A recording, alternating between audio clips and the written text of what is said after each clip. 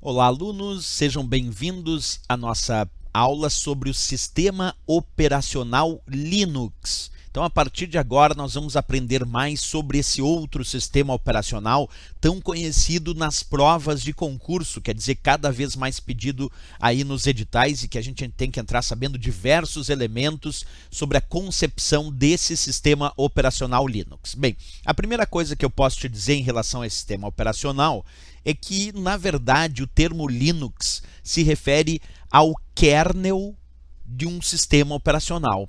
Como assim, professor, o Linux se refere ao kernel? O termo kernel significa o núcleo de um sistema operacional. E Linux, na sua essência, é apenas o kernel, apenas o núcleo de um sistema operacional mais completo, de uma distribuição de um sistema operacional. Então, quando nós falamos sobre sistema operacional Linux, na verdade isso quer dizer que eu estou usando uma determinada distribuição de um sistema operacional que utiliza o núcleo, o kernel do Linux.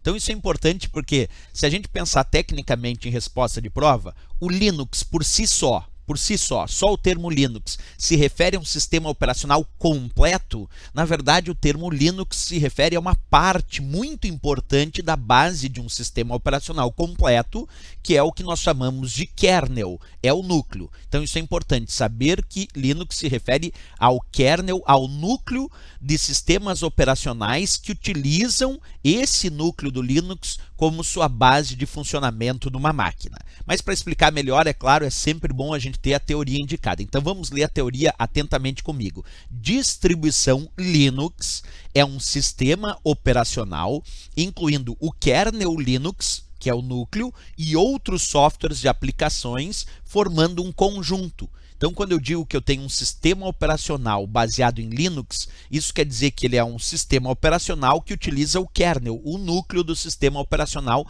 Linux. E aí tem outros recursos, outras aplicações, outras ferramentas que são usadas para formar todo o conjunto chamado sistema operacional. Para deixar um pouquinho melhor essa ideia, olha essa próxima imagem que eu acabei produzindo para tu entender bem. Vamos imaginar então o kernel como sendo o próprio Linux. Ele é o núcleo do sistema operacional. Mas para que ele possa ser utilizável pelos usuários, é preciso formar o shell.